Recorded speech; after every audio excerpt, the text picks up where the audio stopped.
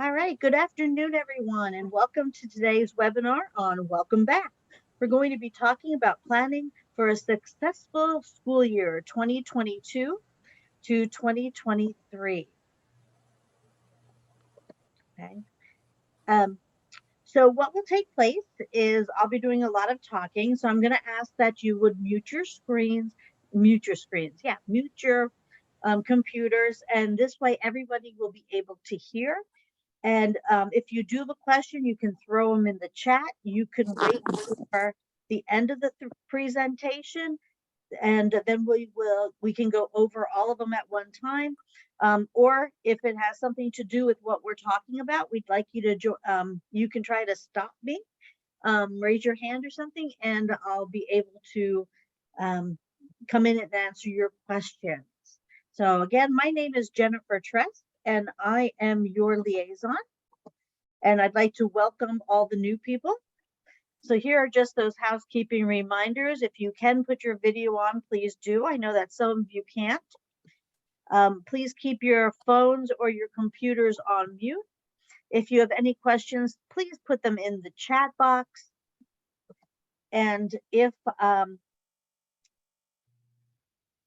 you put them in the chat box, try to stop me, or just try to remember them until we get to the end, one or the other. And of course, please remember that we do have a lot of people on today. I'm excited to see that we have 13 participants on today's call. So thank you all for coming onto the call, and let's get moving. Okay, so as I told you, my name is Jennifer Trust. My title is actually the Training and Unified Sports Director for Unified Sport Director for the entire state, but I work mostly with Region 1, 2, and Huntington falls under Region 2 for UCS, and then Region 3. So those are the regions I'm working with. If you're going, what the heck is a region? We're going to talk about that in just a couple of moments. If you live in Region 2, that is called the Wilds, and Pam Velasquez is your executive director. I'm sorry she's not on our call today. She is doing some traveling right now. If you are in Region 1, Deanna Renaud is your executive director. If you are in Region 3 or Region 8, Michelle Baranowski is either your executive director or she is your field director. Then we do have a bunch of UCS staff. And as you will see, you might remember meeting Lauren and Ashley and Stephanie, but we've also added a Tracy, Elizabeth, and a Megan. And then, of course, Michelle Boone, who helps to oversee the UCS staff. So we did activate 2 full-time staff this year. And in a couple minutes, I'm going to tell you why. Okay, but here is our agenda for today. We'll be doing the UCS in Pennsylvania, the UCS Components Requirements, the plans and expectations for the 22-23 season, the local program information, and that's where we'll go over those regions. And then we are going to focus on the fall, save some dates, and then we'll open it up for any questions. Okay, so in Pennsylvania, for UCS, or Unified Champion Schools, we now have 14 staff dedicated strictly to working with our Unified Champion Schools because we are growing by leaps and bounds. So that was 2 new full-time positions that were added this year. We do still have our 2 part-time positions, but we are now up to 14 full staff on our UCS team. So last year, we had 284 active schools. We had 4,391 participants.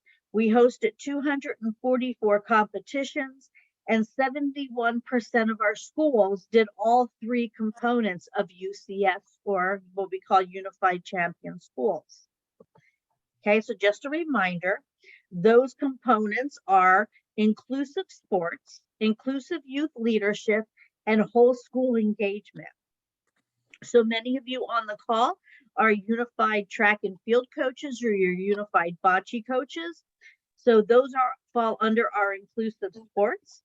Inclusive youth leadership, that is our unified clubs, okay, with the co-leadership of that club of an athlete and a partner. The activity planning takes place in the youth leadership, and then the whole school engagement, where we work on a minimum of 3 activities that need to be done annually. And here are some examples of those 3 activities. And remember, you're not held to 3. You can do 4, 5, 6, 25, 40, whatever you would like to do. So the first one we'll discuss in a little bit is cool school activities. I like to call them the polar activities because they all work with the polar pop, the polar plunge, and our rain rallies. They all include water. Then we have fans in the stands, when the club tries to get as many people as possible out to an event so they can see the unified competition. And then we have spread the word, which means spread the word inclusion. It's a special day when we talk all about inclusion in the schools, we sign banners and all that type of fun stuff. So the 3 of those components together equals a unified champion school. So our goal this year is to make sure we get all of our schools up and running as unified champion schools that host all 3 components. Okay, so this is a requirement on the UCS components, and these are really important for us. Please note that these reporting activities that we ask you for are required, and they're important because they reflect on our funds that we receive to run the program. So we need 100% participation in the mid-year report. That takes place in January. And then in April, you'll receive an email from UMass, which is the University of Massachusetts. They will be asking you for some information on their survey, and then the end of the year report in May. The end of the year report in May looks just like the one in January. It's just now that we need to cover from January to May. So it's very important when you receive these reports or survey requests that you do complete them and get them back to us. It really helps out with our grant to make sure that we get as much money possible to keep every school up and running in our UCS program.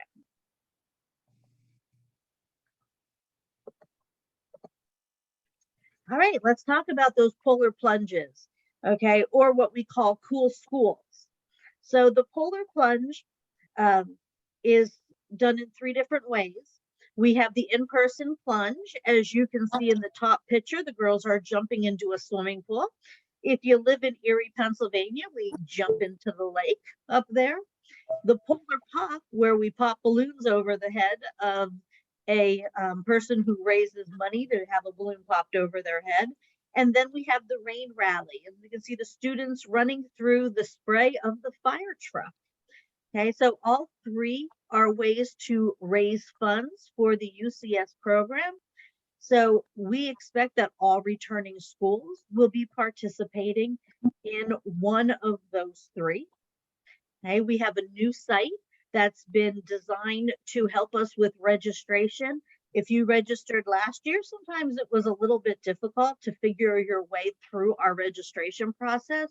The new site makes it easy for you to do so.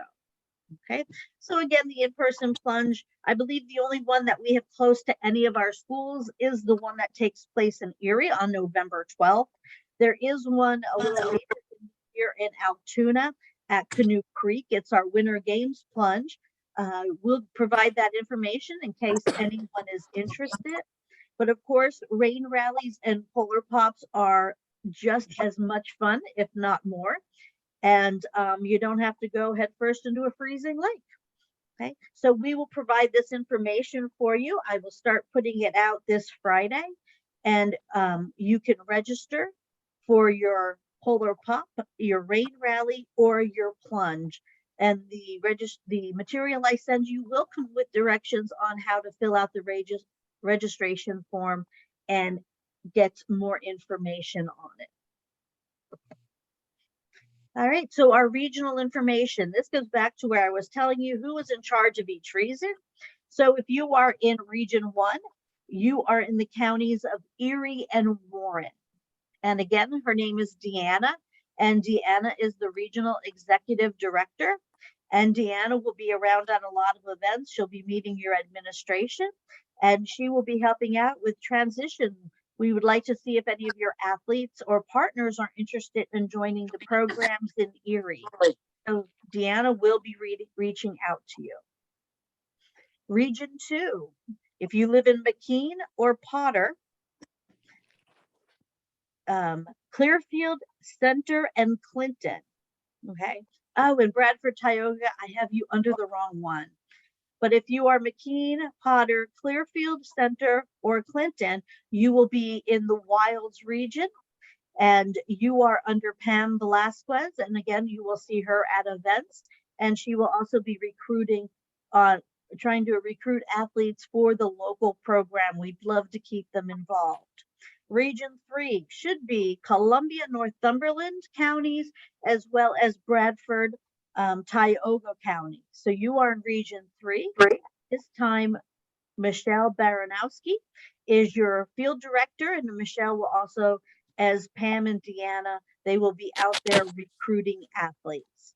Region 4, you are in your Huntington. So actually you should be Region 8. I'm sorry about that. You are in Region 8 in Huntington, and you are working with Michelle Baranowski also. Okay. So those are the regions. It is a little new. It's something we're doing. We're converting all of our counties into regions. So again, Region 1, Erie and Warren. Region 2, Clearfield, Potter. Center, Clearfield, and Clinton.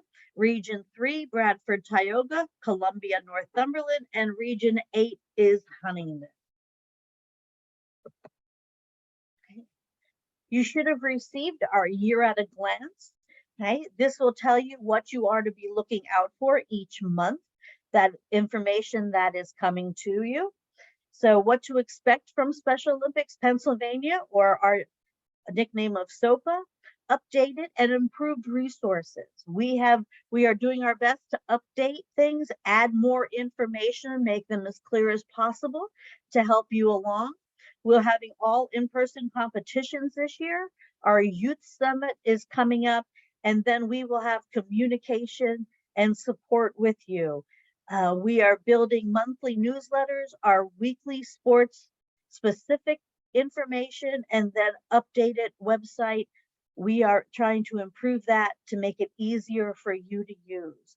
Please remember that every time I email you, it'll always start UCS dash with whatever information I'm sending you. So always know to be looking for that UCS dash in the subject line. Okay. We have set some goals across our state. So for 2022 to 23, our goals are to, believe it or not, add 106 new schools. Now you know why. We have 2 new full-time staff. So we will be well over the 300 mark in schools. Okay. We are going to increase our schools to ensure that they are all operating at the 3 components. Remember the 3 components: the unified sports, unified youth leadership, and the unified whole school engagement. So please make sure that you are working on those with us. We're going to strengthen your youth leadership across the state. We have a few new surprises coming up for that, and improve our overall experience for the youth and liaisons and coaches. So we want your experience, and the athlete and partners, we want their experience awesome as well. So those are our goals that we are going to work on to achieve through the 2022 and 2023 school year. Okay, so we're going to focus on the fall. The 3 items we're focusing on right now is club activation, our youth summit planning, and our Bocce recruitment. Okay, So remember, with the club activation, you should be hosting regular meetings and planning for the whole school engagement. For the youth summit planning, you should be selecting your students and committing to attend. And for Bocce Recruitment, don't wait, recruit now. And we do have our forms available. And I'll talk a little more about these 3 items as we go along. So club activation. Think of fall as our club season. This is the time where you should be setting up your club. If you have a club, that's awesome. Let's get meeting. Okay. If you don't, that's not a problem. We're here to help you schedule a club, create a club, join a different club. So for example, some schools will create a club. So they might have a unified champions club or a unified sports club. Those are some that are made up, or you can actually join a club in your school. If you have a club that works to include everyone, you can work on joining that club. So for example, if you have a peer club, you can possibly join the peer club. Okay, it's any club that you can be part of that will let you do the following. The president needs to be an athlete who has an intellectual disability and a partner who doesn't have an intellectual disability. We need to meet once or twice a month, but you are able to meet 3 or 4 times a month. The more, the better. You need to do 3 major activities and report them to us. We will give you information how to report your activities, and remember, we love photos. Every month we have to report for our grant, and we love to add photos and brag about what our schools are all doing. So please, when you do an activity, send us information and brag all about it. Okay. If you do need help setting up a club, let me know. I will be glad to help you set up a new club or talk with you about how to join one of your existing clubs. I know some of you have Rachel's Promise, or a Rachel Club. I have one school who just started a Positive Peers Club. Everyone has a different name for them, and that's okay. As long as they have athletes and partners combined in the club, and you're working on activities to spread the word inclusion. This is about our youth summits. Our youth summits are coming up in October. If you haven't been to one, this is the year to get yourself and your athletes and partners to the youth summit. Okay, so our goal for the youth summits are always to provide student leadership opportunities. It's a great way to meet students from other schools, see what they do, and come up and develop ideas for what you can do in your own school. Okay, we're going to work with your athletes and partners to create leadership skills. And when they leave the summit, they're going to have an action plan to put into place to help make your school more inclusive. So it says here youth summit specific information, but because we are such a big area, I have another slide that has all that information. Okay, but about the youth summit, who should come to it? We would like 2 adults.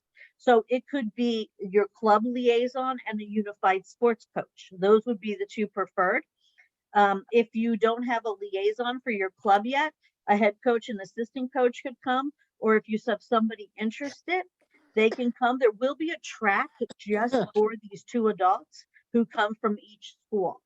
Okay, and it will talk more about everything that needs to be done for whole school engagement and for the unified club.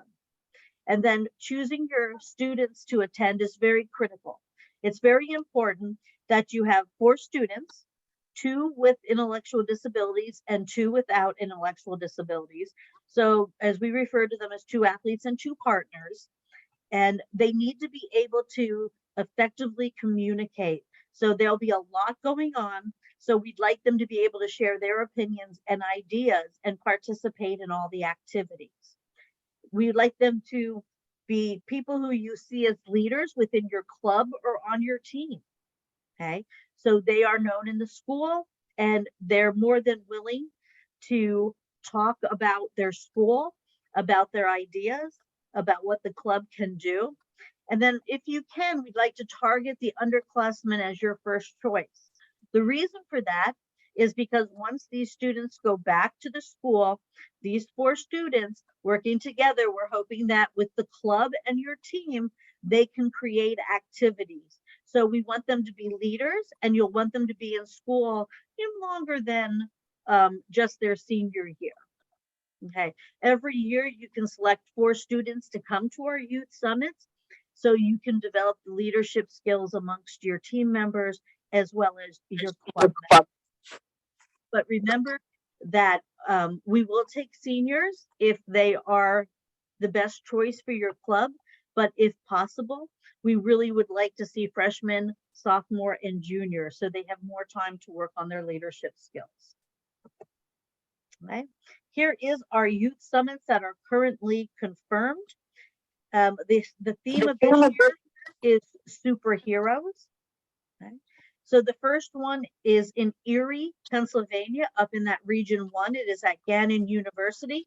It's being held on October 5th. You should have, if you are in Erie County, you should have received the information already for this summit. And there is a registration link on this document that I will send out to you, as well as I sent it in an email. Warren County, you have a choice if you'd like to go to the one in Gannon University or the one that I'm working on scheduling in later October. But you do have the choice for those 2 if you are in Warren.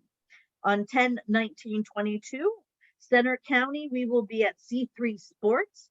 Registration is due on the 10th of October, and there is the link to register. On 10/21, we'll be at Bloomsburg University in Columbia County, and that will be on 10/12/22, and there's the registration link. And then on 10/26, we'll be in Bradford, Tioga counties, which is North Penn Liberty High School.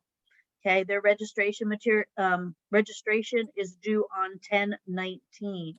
When you do fill out your registration, you will be asked if there are any food restrictions on any of your athletes and your partners, as well as your coaches, and we will ask for t-shirt sizes.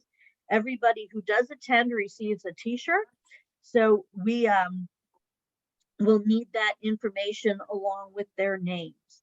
More information will follow, but by the end of the day tomorrow, you'll receive a copy of this presentation with the links, and also an email with the links to register for the summit. We had a great time last year, and I think we're going to have even more fun this year with all of our superheroes. Bocce Recruitment, it is time to be recruiting. Our season is starting earlier this year than ever. Before, we're starting on November 18th. You may have your first practice on November 18th. We're going to kick off that season. Now, your team roster is due on December 5th. Okay, so November 18th, the season starts. On December 5th, your roster is due. Okay.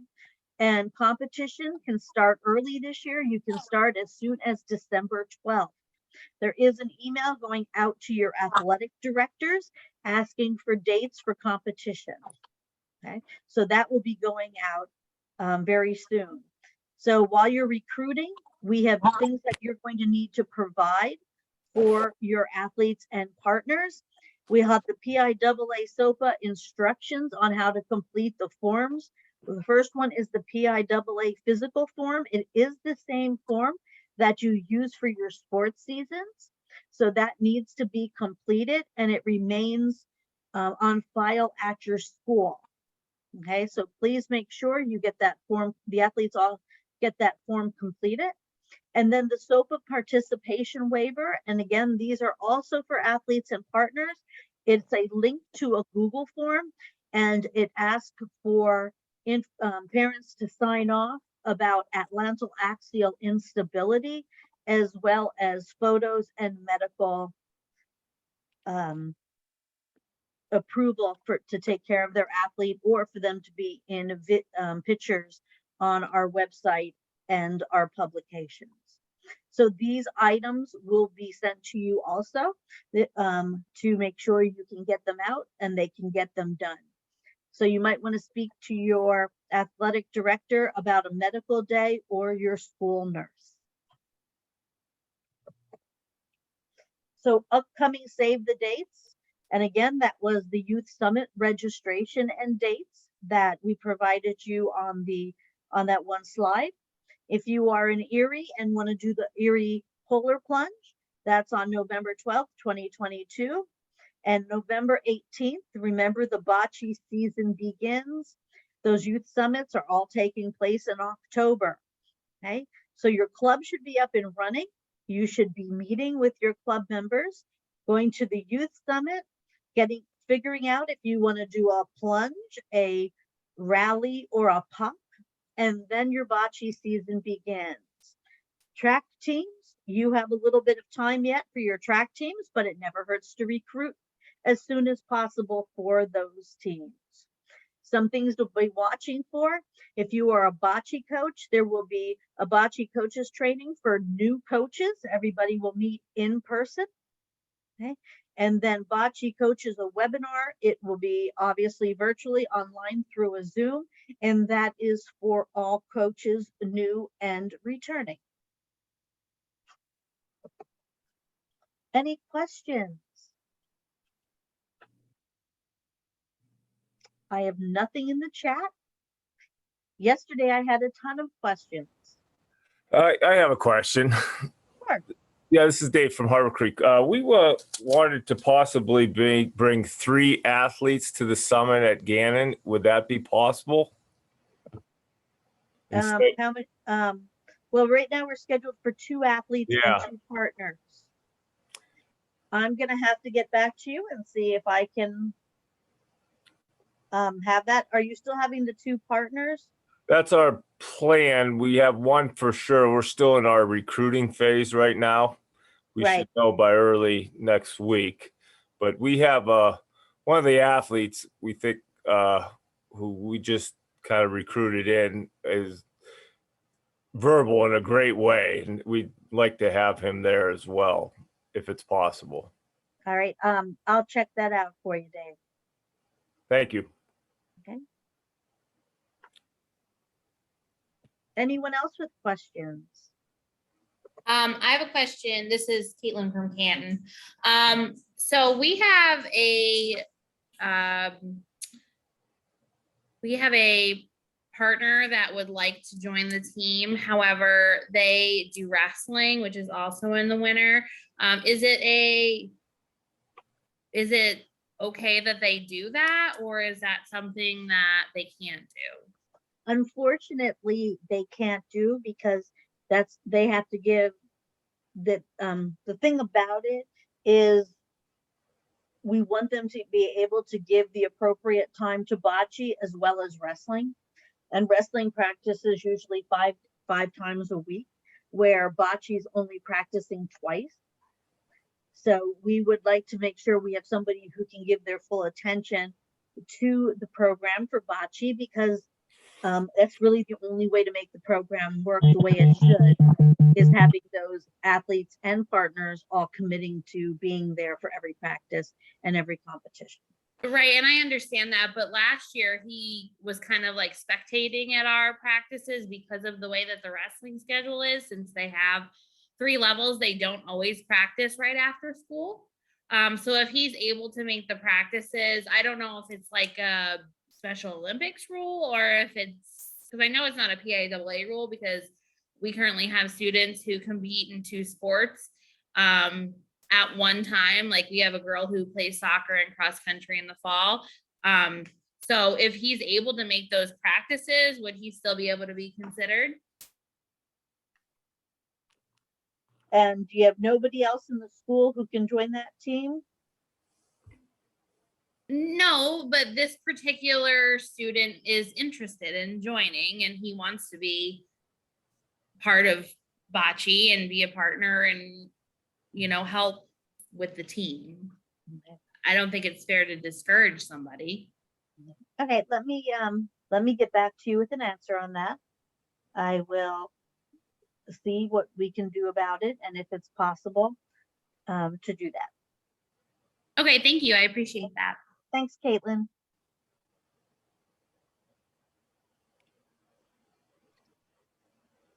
We have a quiet crowd today.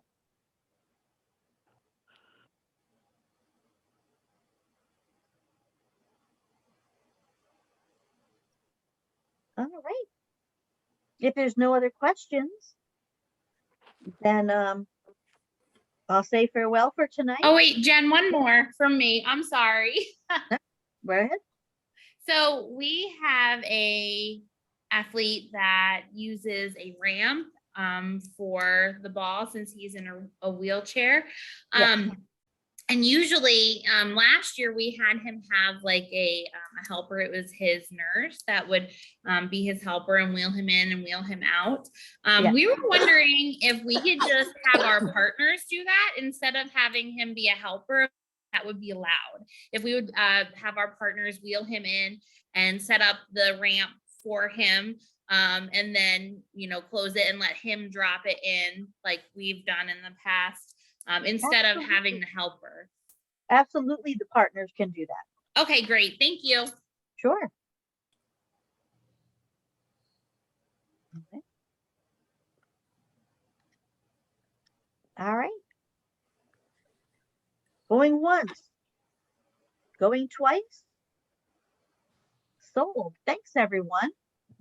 Have a wonderful night and look for those UCS emails coming out to you very soon. Thank you. Thank you. Thank you, Jennifer. Thank you.